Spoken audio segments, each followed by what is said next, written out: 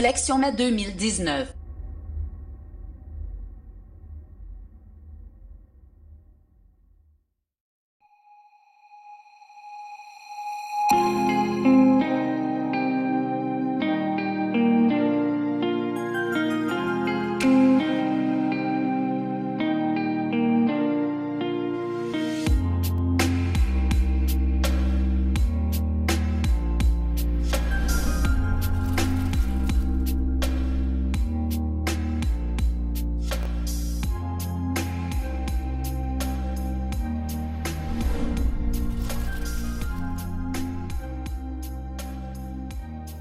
Chers téléspectateurs, bienvenue à l'émission 5 minutes, 5 questions.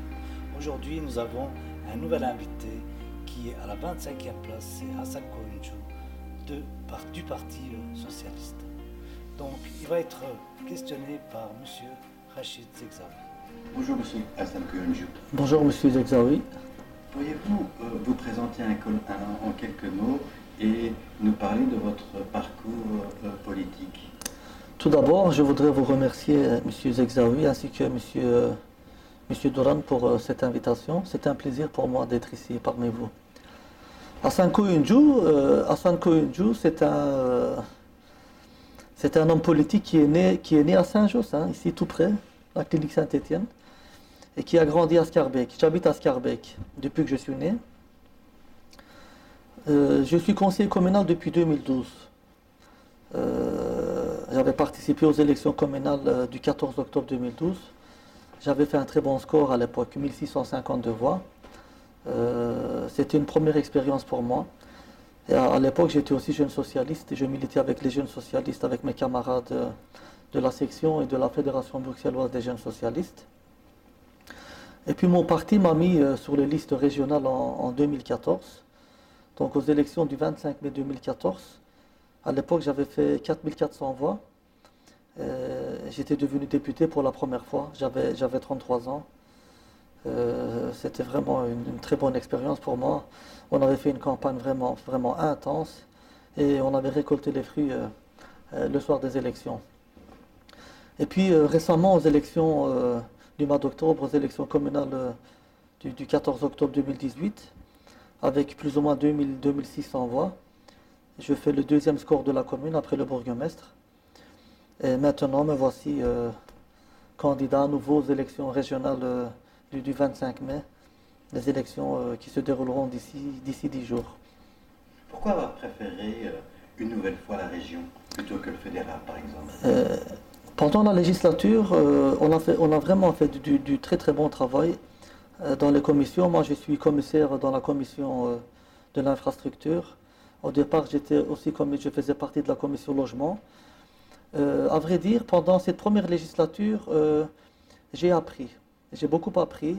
J'ai posé énormément de questions, des interpellations, des propositions de résolution. J'ai beaucoup appris. Je pense que j'ai encore énormément de travail à faire au niveau régional. C'est pour ça que je suis candidat à nouveau sur la liste régionale. Quels sont les principaux points du programme PS que vous allez... Moi, personnellement, la jeunesse et le chômage des jeunes, c'est un sujet qui me tient vraiment beaucoup à cœur. Nous avons cette fois-ci une proposition vraiment très forte qui concerne les jeunes qui sont au chômage. Nous proposons plus ou moins 400 € pour les jeunes qui sont au chômage, mais à une seule condition. Ces jeunes doivent s'orienter vers la formation. Donc, un jeune qui est au chômage et qui s'oriente vers une formation, on propose 400 € en plus de son allocation de chômage. C'est vraiment une proposition très forte. Les statistiques nous démontrent, M. Zegzaoui, 3/4 des personnes qui passent par Bruxelles Formation trouvent un emploi par après. Vous imaginez? C'est très important. C'est pour ça que nous allons miser sur cette proposition. Et moi, je pense vraiment que nous allons prendre par la main ces jeunes qui sont vraiment dans le désespoir, ces jeunes qui sont au chômage. Et nous voulons faire respirer ces jeunes qui sont vraiment dans la difficulté aujourd'hui. Selon vous, budgétairement, c'est réalisable? Mais bien sûr que c'est réalisable. Tout est budgétisé chez nous. Nous avons fait nos calculs. Le budget est là. et nous allons avancer et nous allons prendre par la main ces jeunes qui sont dans la difficulté. Donc en plus de ces allocations de chômage, il pourra percevoir 400 € pour se former. Voilà, à condition de faire une formation. Oui. Donc nous voulons pousser vraiment ces jeunes à faire une formation pour qu'ils puissent se trouver un emploi et pour qu'ils puissent avoir une garantie pour l'avenir. Hein. C'est ça le but. Hein.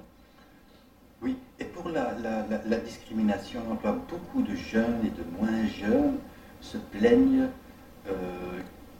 que l'accès aux emplois publics leur est refusé de par l'affichage de leurs convictions religieuses. On le voit au niveau communautaire, les écoles qui dépendent directement de la communauté française ou de la Fédération Wallonie-Bruxelles, mais également au sein des communes comme Molenbeek ou Ville de Bruxelles, où l'accès dans les établissements scolaires ou à l'emploi public n'est pas possible pour les femmes notamment désireuses de porter le voile. Vous savez qu'il y a déjà une solution qui avait été trouvée pour Actiris. Hein. Oui, il y avait une décision qui était tombée. Oui. Moi, je pense personnellement qu'il faut écouter ces jeunes qui se sentent discriminés et qu'il faut leur apporter une réponse dans le cadre de la neutralité de l'État. C'est un sujet qui est assez difficile. Hein. On doit avoir un débat chez nous en interne, on doit faire un groupe de travail. Et moi, je pense personnellement qu'on doit essayer de, comme je le répète, hein, on doit trouver une réponse à ces personnes qui sont discriminées, à ces jeunes filles, à ces jeunes femmes qui se sentent vraiment discriminées par rapport à cette problématique du foulard. Et il y a encore un travail à faire. Je ne dis pas que je suis contre. Hein.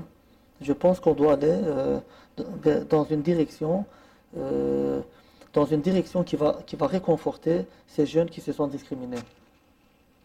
Mais plus concrètement, je prendrai l'exemple au niveau local, au niveau communal. Oui. Lorsque le collège présente au conseil communal le règlement d'ordre intérieur des établissements scolaires, est-ce que vous acceptez ce règlement, vous votez en faveur de ce règlement qui est restrictif aux élèves portant le voile, ou alors vous vous abstenez ou vous votez contre? Moi, je suis clair et net par rapport à cette problématique. Je pense qu'on doit trouver une solution.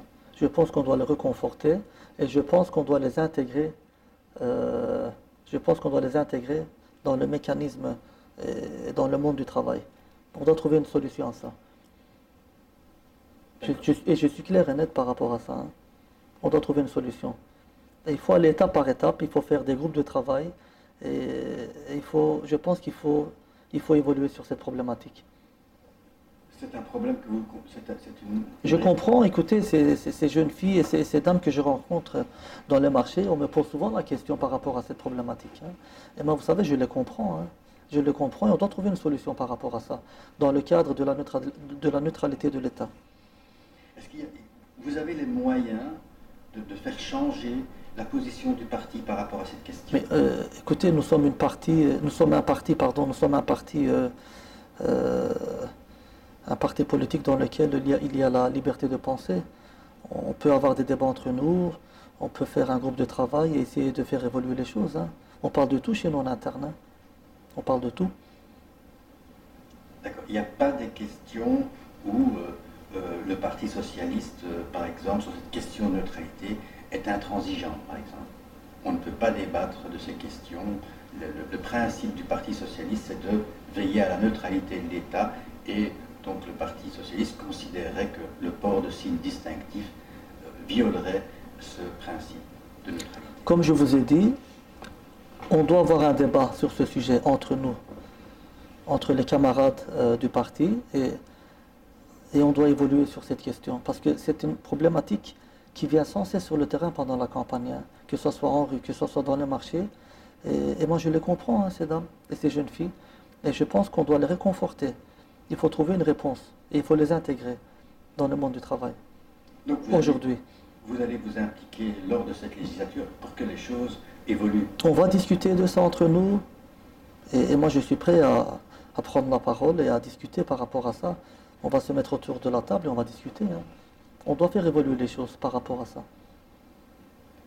Autre point qui vous tient à cœur dans le programme de votre parti? Par rapport au logement aussi. Vous savez, pour avoir une vie digne, il faut un logement décent et il faut avoir du travail.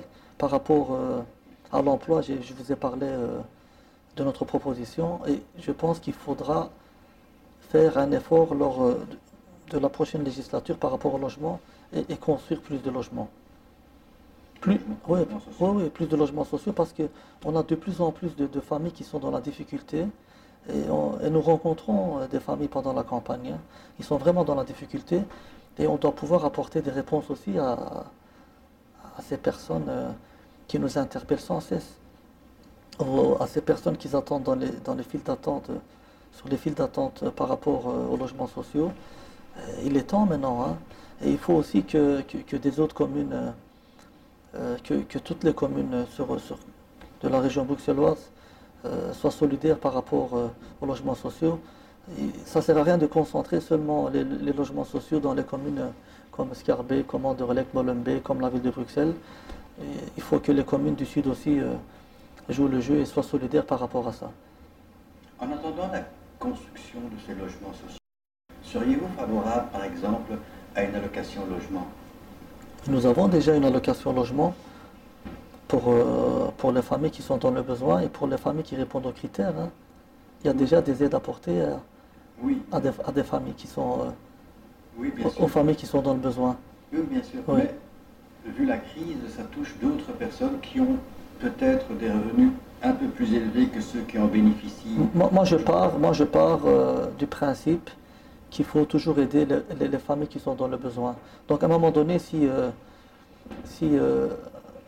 des familles sont vraiment dans le besoin par rapport au paiement de leur loyer, je pense qu'il faut apporter notre aide et qu'il faut apporter un souffle par rapport aux besoins dont ces familles ont besoin. On a vu récemment un de vos collègues au Parlement bruxellois qui s'est mis en porte-à-faux avec son parti, notamment par rapport à l'ordonnance relative à la transparence. Qu'en pensez-vous? Et de l'ordonnance adoptée par la région bruxelloise et de l'attitude de votre collègue? Écoutez, moi je pense que demander l'identité et la carte d'identité d'une personne qui demande des infos ou des renseignements par rapport au Parlement, je pense que c'est la moindre des choses, hein. Moi, je suis sur cette ligne de conduite. Et par rapport à mon camarade, j'ai lu dans les médias qu'il avait introduit une plainte. On va attendre, hein, on va attendre la suite et voir. Moi, à ce stade-ci, je ne sais rien dire de plus. Et je pense que c'est la moindre des choses de demander la carte d'identité à une personne qui demande des renseignements par rapport au Parlement. Même si ces informations ne concernent pas une personne bien particulière, concerne... Mais pourquoi ça dérangerait à une personne de fournir sa carte d'identité? Moi, je ne comprends pas. Ça découragerait peut-être. Mais non, mais pourquoi? Qu'est-ce qui peut lui arriver? Pourquoi décourager? C'est la moindre des choses, hein. Vous savez, on se promène avec notre carte d'identité en rue. Pourquoi refuser de donner son identité? Vous demandez un renseignement au Parlement. C'est la moindre des choses, hein. Donc il n'a pas anonymement demandé des renseignements concernant le fonctionnement ou la gestion de tel ou tel ASBL subsidié par la commune. Oui, mais on doit savoir qui nous demande l'information, hein. C'est la moindre des choses, je pense, hein. On vous pose des questions au niveau du Parlement. Vous devez savoir au moins qui vous pose ces questions. C'est la moindre des choses, hein. C'est ma façon de voir les choses, hein. Oui. C'est votre façon de Mais voir. oui, c'est la moindre des choses, hein. Vous demandez des renseignements, vous donnez votre identité, mais voilà, et vous avez toutes les informations que vous voulez. Autre question plus spécifique à aux attentes d'une catégorie de la population. Oui. C'est concernant l'abattage rituel. Oui. Quelle est votre position à vous concernant cette problématique et quelle est celle de votre parti? Nous sommes contre l'abattage, l'interdiction de l'abattage rituel. Hein. Nous sommes pour la liberté de culte. Dans le cadre de la liberté de culte, vous savez qu'on ne peut pas interdire l'abattage rituel. Moi, je suis sur cette ligne de conduite et je suis clair par rapport à ça. D'ailleurs, les représentants du culte de musulmans et juifs, ils ont introduit un recours à la Cour européenne de justice et on attend la décision. Hein. Sinon, pour ce qui est de Bruxelles, il n'y a pas d'interdiction de l'abattage rituel. Il n'y a aucun problème à Bruxelles, contrairement à la Wallonie et en Flandre.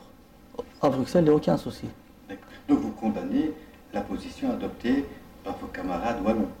Donc, nous sommes ici à Bruxelles, nous sommes dans un contexte bruxellois, et moi, ici, en tant que mandataire politique, je pense qu'il faut respecter la liberté de culte des uns et des autres. Je suis sur cette ligne de conduite. Oui, d'accord, mais étant donné que des concitoyens à nous, en Wallonie, ne peuvent pas, notamment à cause du PS, sacrifier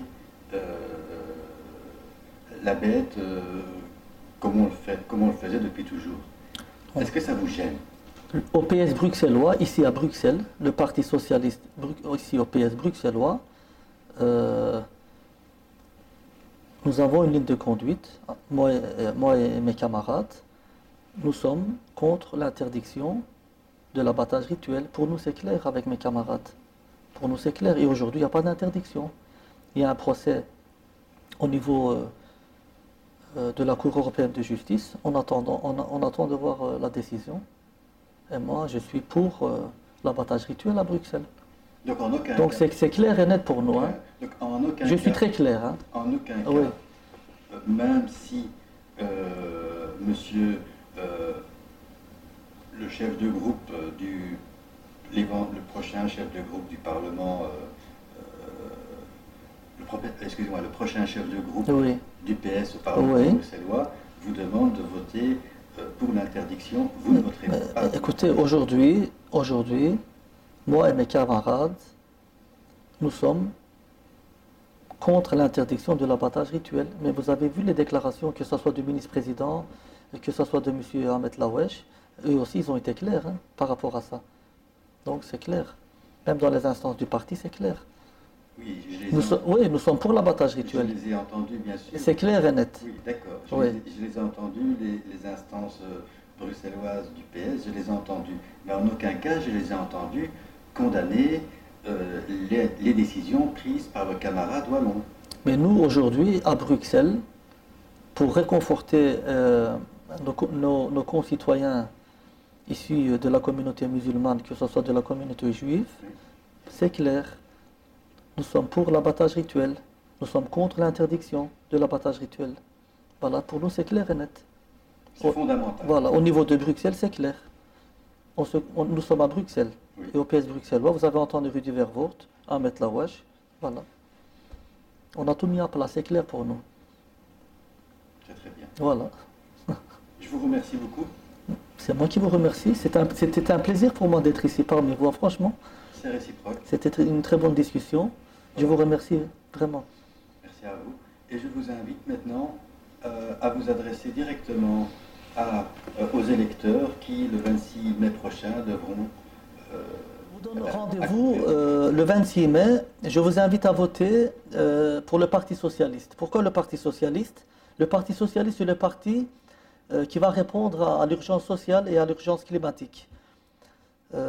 Pendant la dernière législature, surtout au niveau fédéral, le gouvernement MRNVA a bafoué nos acquis sociaux. Ils ont augmenté l'âge de la pension à 67 ans. Ils ont augmenté la TVA sur l'électricité de 6 à 21%. Ils ont coupé les budgets liés aux services publics. Bref, ils ont bafoué nos acquis sociaux. Et aujourd'hui, Si nous voulons récupérer nos acquis sociaux, c'est très important de voter le Parti socialiste. Bon, au niveau régional, je vous ai parlé de notre projet phare qui concerne la jeunesse et surtout les jeunes qui sont au chômage. J'ai parlé de notre proposition qui concerne les 400 euros que l'on propose aux jeunes à condition qu'ils s'orientent vers la formation. C'est vraiment une proposition très forte. J'ai parlé du logement. J'ai dit qu'on devait construire de plus en plus de logements afin de répondre aux familles qui sont vraiment dans le besoin.